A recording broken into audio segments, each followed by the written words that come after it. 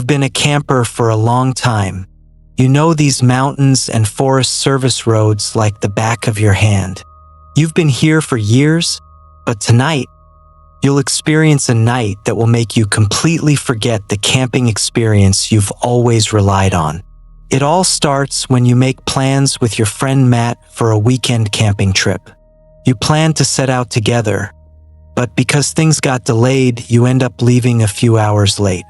By the time you reach the forest entrance, it's already dark. After driving for about an hour, you arrive at the entrance to that familiar campsite.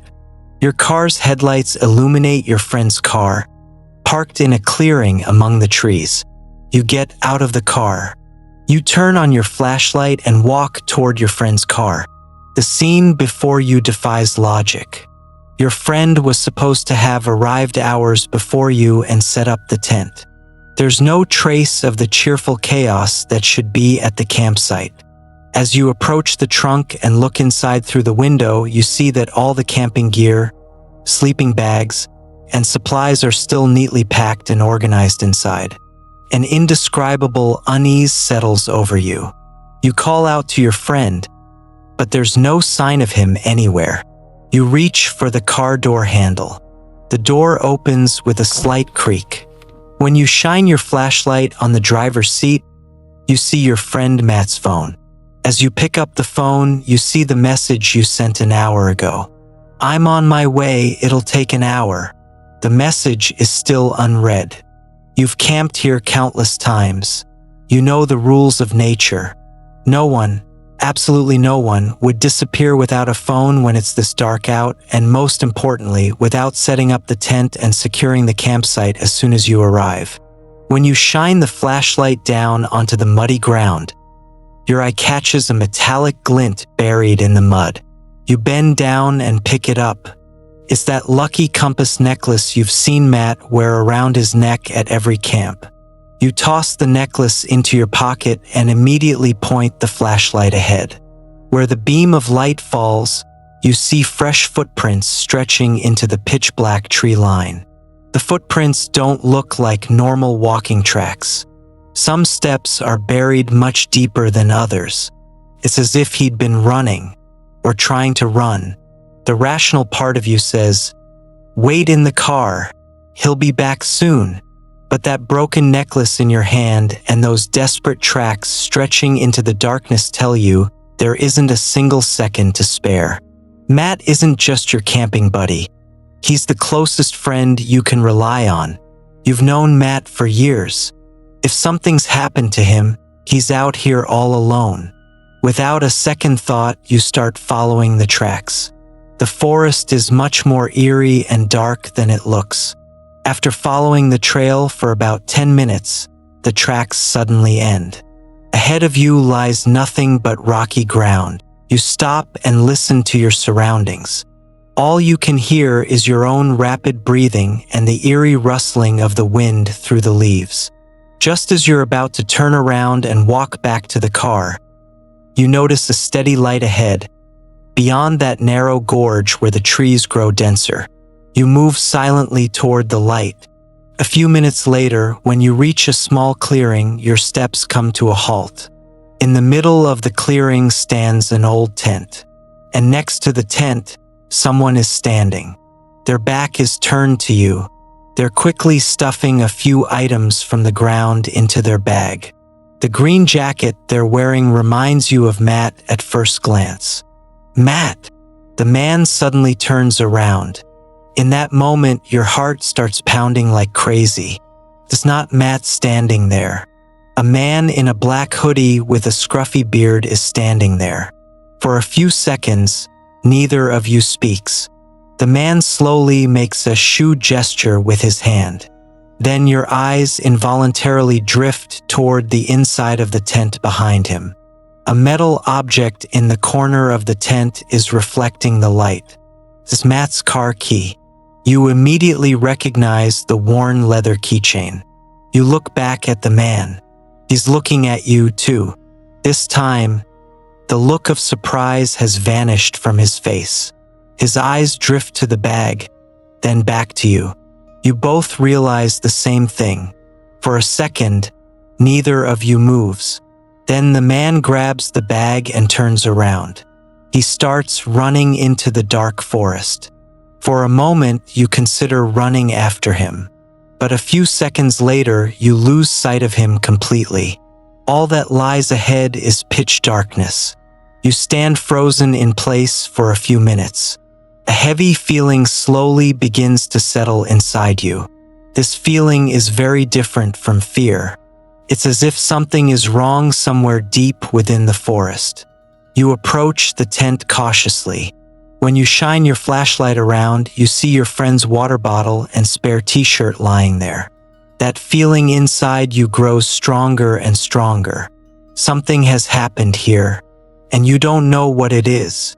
You start walking quickly back in the direction you came from.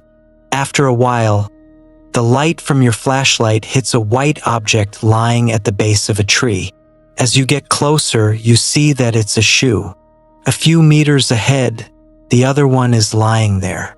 Your heartbeat starts to quicken even more. You raise the flashlight and shine it into the darkness. "Matt!" you shout. Just as you're about to step back, you hear a very faint rustling sound coming from the bushes on your right. You turn your flashlight toward the source of the sound. At first, you can't see anything. Then a silhouette comes into view in the darkness between two trees. A man. He's standing motionless where he is. For a second, you think it's the man who just ran away. Then the silhouette stumbles forward a step. The silhouette takes a few more steps. When you shine the flashlight on him, you realize who it is. Matt. But the person you see bears no resemblance to the friend who came to camp a few hours ago. He blinks a few times, as if his eyes are trying to adjust to the light. The moment he sees you, the tension on his face eases just a little. It's as if he's finally realized he's not alone. But the look on his face is still strange. He's out of breath. His clothes are caught on branches and caked in mud. He can't speak for a few seconds. Finally, he says that after arriving at the campsite, he saw a light deep in the forest. Curious, he approached it. He says he saw only a man in the dark, and that the man noticed him too. You tell the police what happened that night. The next day, they search the area. They comb through that clearing in the woods, the spot where the old tent was set up, and the surrounding trails for a long time. But they find no trace of that stranger. It's as if no one had ever been there that night. You never go back to that campsite after that day. Whenever its name comes up, that same chill runs through you. The fear in Matt's eyes and the silence of the forest come back to your mind. Now I'm asking you, if you had been there when that man disappeared into the bushes, would you have gone after him?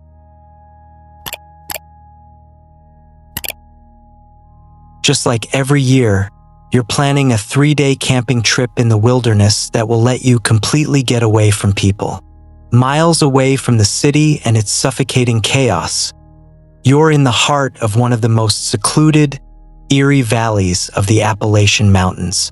Your phone last had a signal 2 hours ago.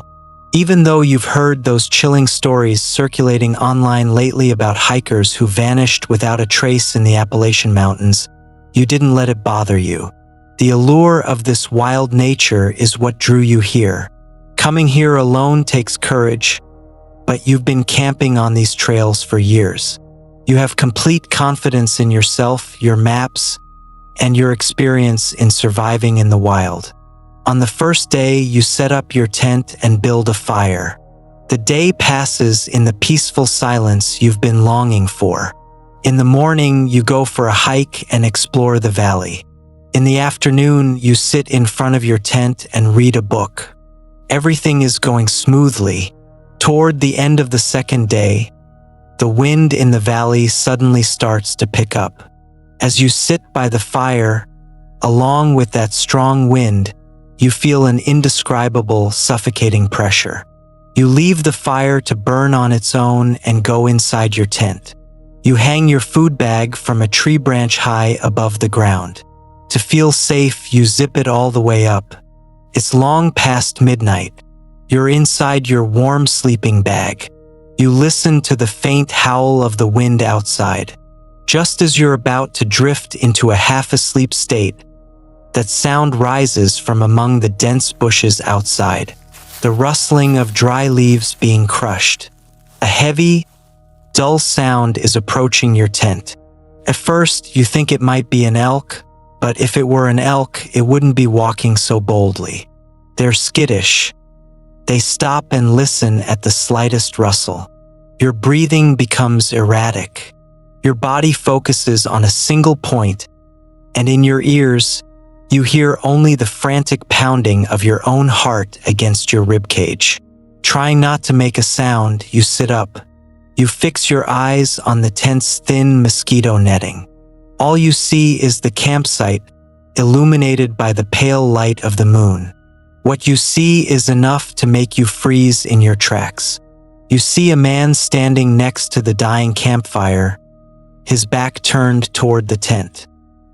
He's wearing an old, dark-colored jacket, one that's been rotting in the rain and mud for days, covered in deep tears here and there, its color faded.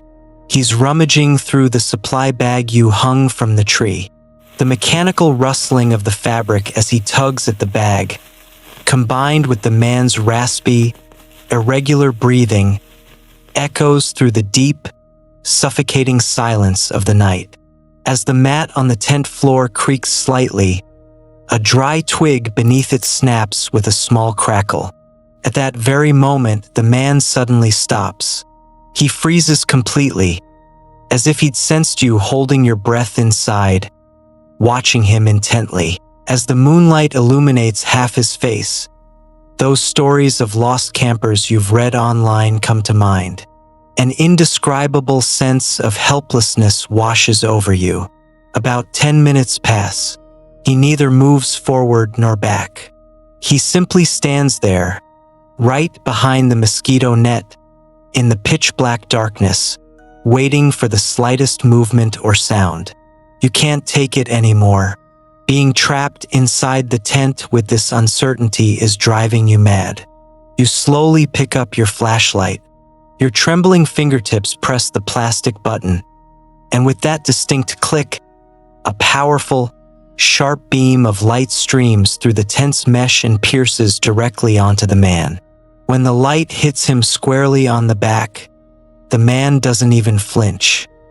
He simply stands there in that sharp glow, as if he'd been expecting the flashlight aimed at him for a very long time, and in the pitch-black darkness of midnight, with an eerie slowness as if he's in no hurry at all, you watch him walk away with rhythmic steps until he disappears into the depths of the forest. Until those eerie rustles from the bushes blend with the howl of the wind and fall completely silent. You stand there inside the tent, flashlight in hand, not even breathing, staring after him. You spend the rest of the night without blinking. Inside your sleeping bag, flashlight in hand, you wait for morning, startled by every little rustle. You unzip your sleeping bag and step outside. The fire has completely died out. Only ashes and a few half-burned pieces of wood remain. You look at the supply bag you'd hung from the tree.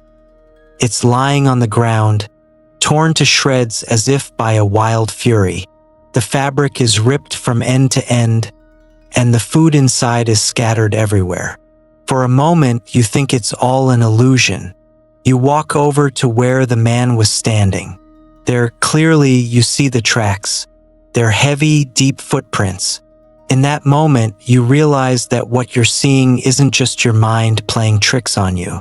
You think about turning back, but leaving this valley without knowing where the tracks lead feels like leaving danger in your wake. You quickly take down your tent and pack your backpack. You follow the trail without straying, moving forward without hesitation. It's as if someone had walked this path knowing exactly where they were going. After walking for about 5 minutes, you come to a hillside where the trees thin out, and below, deep in the valley, you see an old cabin. This old, abandoned cabin with a collapsed roof.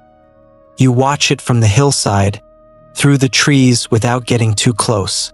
One of its windows is broken, plugged with an old rag.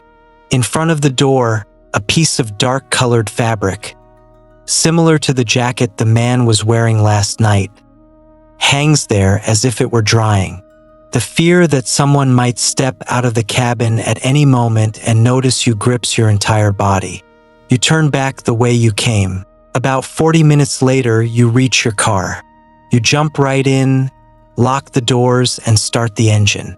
As you press the gas pedal and quickly leave the valley behind you, you glance one last time at those dark tree silhouettes in the rearview mirror. You don't tell anyone what happened. You know very well that there's no way to put it into words or explain it to anyone. No one would believe you, and even if you did tell them, no one could fully understand the eerie nature of that valley. Now I want you to think honestly. If you had seen that face in the light of your flashlight in that desolate valley where your phone had no signal, what would you have done?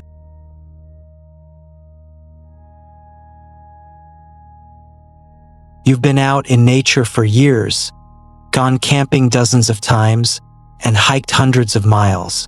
This year, you're setting yourself a different goal, a 150-mile trek. You'll be hiking alone through Montana's vast, untamed wilderness with just your backpack. Your goal is to hike for 10 days, to reach that small, isolated mountain town. When you arrive, you'll etch this adventure into your memories as the greatest achievement of your life. For the first 2 days, you're making good progress according to your plan.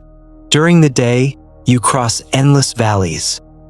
At night, you drift off to sleep in your tent, gazing at the thousands of stars in the sky. As nature's pure, serene tranquility soothes your soul, you continue on your way, filled with the pride that comes from sticking to your plan. Until the morning of that third day, when you wake up, you step out of your tent and look up at the sky. You're introduced to Montana's infamous, unforgiving side.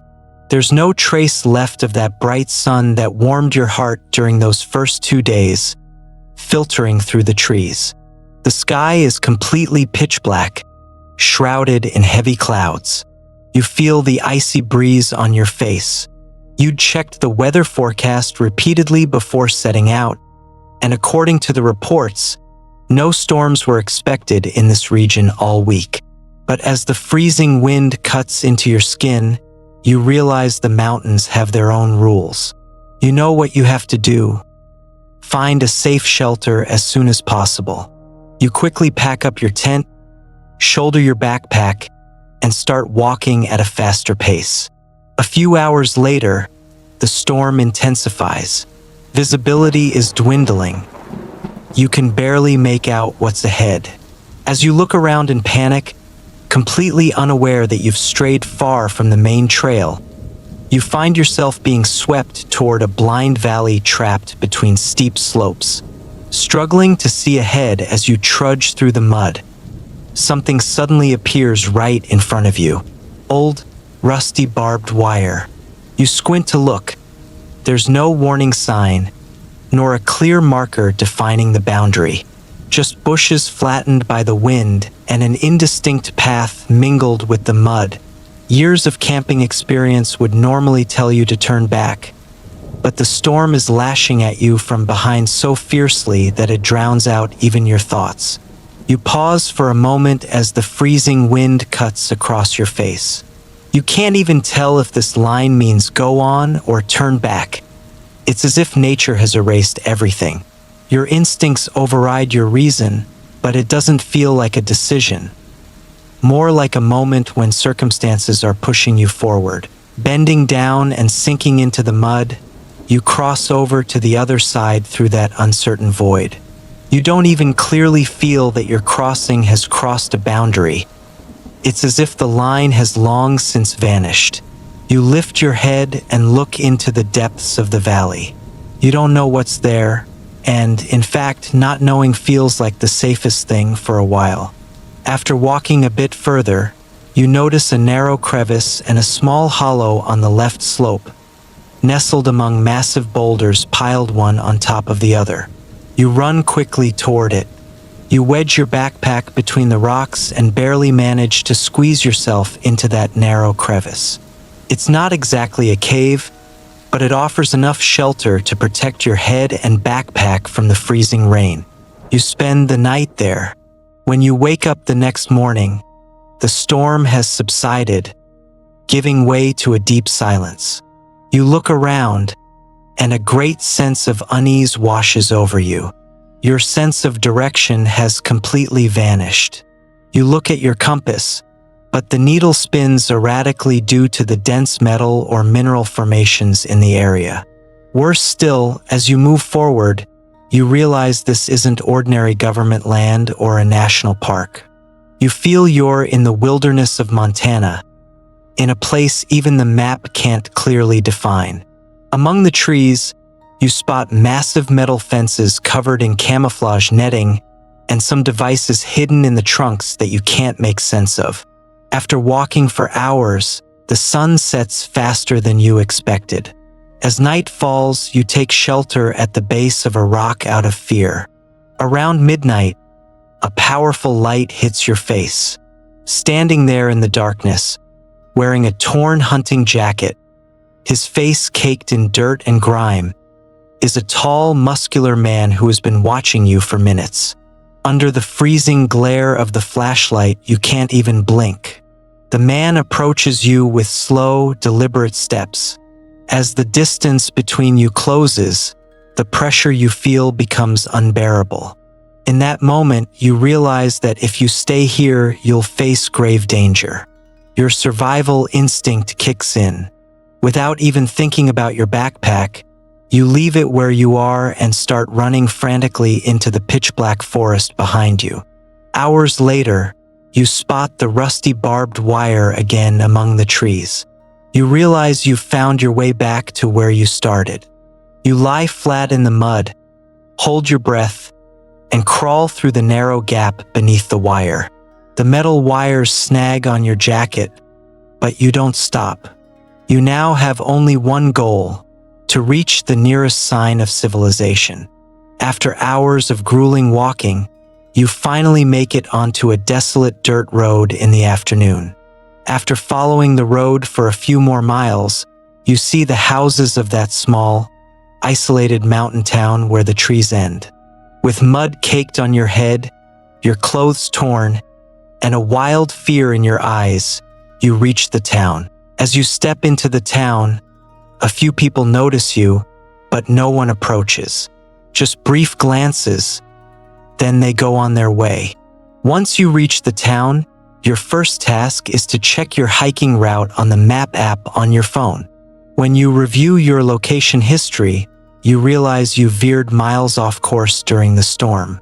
Worse still, you realize that the area where the valley you entered is located is subject to certain restrictions on the map and is marked as a restricted zone. In that moment, you better understand why the barbed wire and motion sensors were there. You slowly lean back. You feel something inside you snap, as if an era has come to an end. It's as if, along with the moment you got lost in that forest, you left behind not just your sense of direction, but also some of the things you thought you knew about yourself. You sit there like that for a while, then you take a deep breath, and you push the name of that valley to the very back of your mind, never to remember it again. Now I'm asking you, which of these three scenarios would you never want to experience? Write in the comments. I'm curious to know which one affected you the most.